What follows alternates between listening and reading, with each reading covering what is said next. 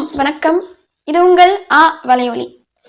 இலங்கை சிங்கள இனவெறி கடற்படையினால் தொடர்ந்து தமிழ்நாட்டு மீனவர்கள் கைது செய்யப்பட்டு சிறையில் அடைப்பதை குறித்தும், இத்தனை ஆண்டுகளாக தொடர்ந்து வருகின்ற இந்த கொடுமைகளுக்கு ஏன் இந்திய ஒன்றிய அரசு தீர்வு காணவில்லை என்பது குறித்தும் தான் இந்த காணொலியில நாம தெளிவா பார்க்க போறோம்.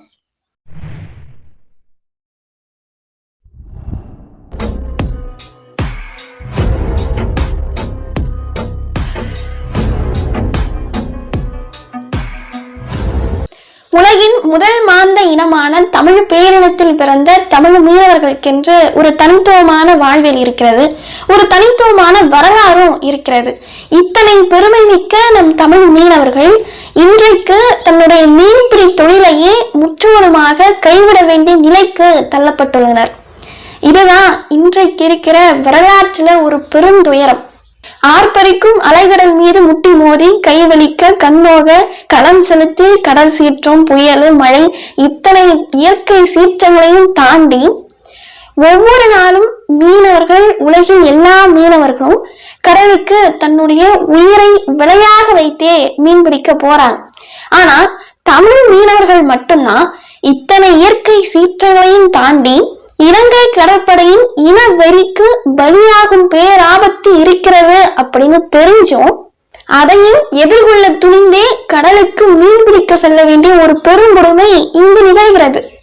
துப்பாக்கி சூடு நடத்துவது, மீன்களை கடலில் கொட்டி கொலைவெறி தாக்குதல் நடத்துவது, வலைகள் அறுக்கப்பட்டு படகுகள் பறிக்கப்பட்டு தமிழனாய் பிறந்து விட்டதற்காக எம் மீனவ சொந்தங்கள் இலங்கை கடற்படையினால் படுகின்ற வேதனைகள், கொடுமைகள், இன்னல்கள் வெறும் வார்த்தைகளால சொல்ல முடியலங்க. நடுக்கடல்ல வலை விரித்தா மீன்களுக்கு பதிலாக மீனவர்கள் பிடிபடுவது தமிழ் இனத்திற்கு நடக்கின்ற ஒரு பெரும் கொடுமை. அரை நூற்றாண்டுகளுக்கு மேலாக தொடர்கின்ற இந்த மனித பேரவலத்திற்கு யார் பொறுப்பு? உலகின் 4வது மிகப்பெரிய இராணுவ வலிமை கொண்டது இந்த இந்தியா.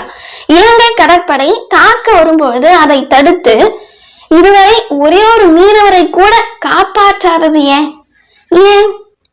உலகில் எந்த நாட்டு இராணுவமும் தன்னுடைய நாட்டு மீனவர்களை சுட்டுக் கொள்வதை வேடிக்கை பார்த்து கொண்டிருக்காது. ஆனா இந்த இந்திய இராணுவம் வேடிக்கை பார்த்து கொண்டிருக்கிறதே. இலங்கை கடற்படையிலிருந்து நாட்டு குடிகளை காப்பாற்றாத இந்த இந்தியாவிற்கு எதற்கு கடற்படை? இந்த கேள்விதான நாம் தமிழர் கட்சி கேட்குது.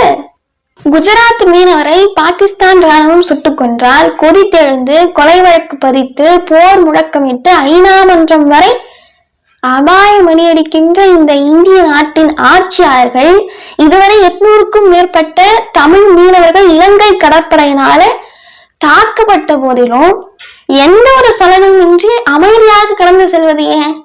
இதையெல்லாம் பார்த்து கொண்டு நாம் ஏன் பொங்கியாமல் இருக்கிறோம்? இந்த நாட்டில் நடக்கின்ற அநீதிகளையும் அக்கிரமங்களையும் கண்டு பொங்கி எழுவாயானால் நீ என் தோழன் என்று சேகுவரா சொல்கிறான். ஆனால் நாம் அப்படி பொங்கி எழுகிறோமா? இந்த தமிழ்நாடு அநீதிகளின் புறப்படமாக திகழ்கிறதே, நாம் எதற்குமே பொங்கி எழவில்லையே. தமிழக மீனவர்களை கொல்லும் இலங்கை உங்களுக்கு நட்பு நாடென்றால் தமிழர்கள் நாங்கள் இந்த நாட்டின் குடிமக்களா இல்லையா? தமிழராய் பிறந்ததை தவிர மீனவர்கள் செய்த பிழை என்ன? ஆந்திரா, கேரளா உள்ளிட்ட வேறு எந்த மாநில மீனவர்களையும் சுட்டுக் கொள்ளாத பொழுது தமிழ்நாட்டு மீனவர்களை மட்டும் இலங்கை கடற்படையினர் சுட்டுக் கொள்ளும் காரணம் இனவெறி இல்லாம வேறு என்ன? இனவெறி இல்லாம வேறு என்ன? காவிரி உரிமையை, கல்வி உரிமையை தாரை வார்த்தது போல 1974ஆம் ஆண்டு ஜூன் 21ஆம் நாளன்று அம்மையார் இந்திரா காந்தி அரசு தமிழர்களுக்கு சொந்தமான கச்சத்தீவை இலங்கைக்கு தாரை வார்க்கும் பொழுது கைகட்டி வேடிக்கை பார்த்து துரோகம் இழைத்தது ஐயா கருணாநிதி அவர்களின் தலைமையிலான அன்றைய திமுக அரசு.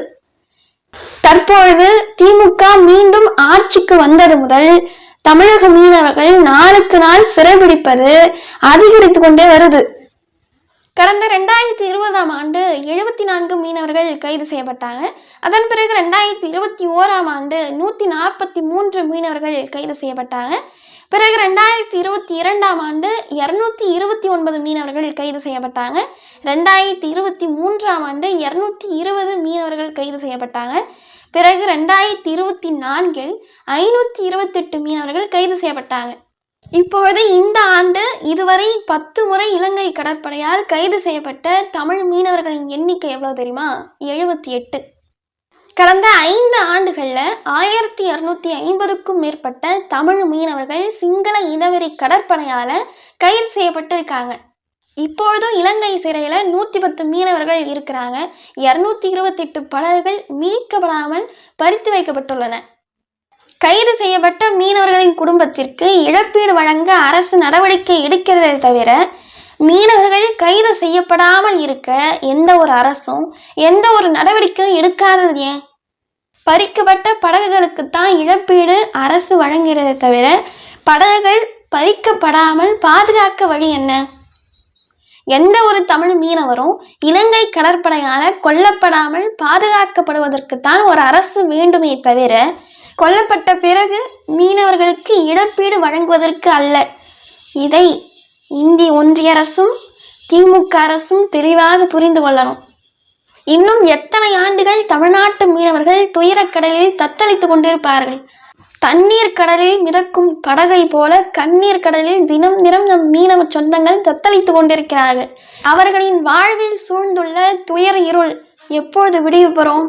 மீனவர் சிக்கலுக்கு மீனவரே போராடி சாக வேண்டும் என்றால் உறவாய் இனமாய் உயிரோடு நாம் வாழ்வதற்கு முதலில் நாம் உணர்வு பெற வேண்டும். அப்பொழுதுதான் மீனவ சொந்தங்களின் வாழ்வுக்கு ஒரு தீர்வு கிடைக்கும். பாவேந்திர பாரதிதாசன் சொல்கிறான், ஓடப்பர் ஆயிருக்கும் ஏழைப்பர் உதயப்பர் ஆகிவிட்டால் ஓர் நொடிக்குள் ஓடப்பர் உயரப்பர் எல்லாம் மாறி ஒப்பப்பர் ஆய்விடுவார் உணரப்பானி என்று சொல்கிறார். அந்த காலம் விரைவில் வரும். மீனவ சொந்தங்களுக்காக நாம் தமிழராய் இணைந்து அதை நாம் செய்து முடிப்போம். கச்சித்தேவை மீட்க, கடல் தாயின் பிள்ளையை காக்க நாம் தமிழராய் ஒன்று சேர்வோம். மீன்பிடி தொழிலை உயர்த்த, மீனவர்களின் கண்ணீரை துடைக்க நாம் தமிழராய் ஒன்று சேர்வோம்.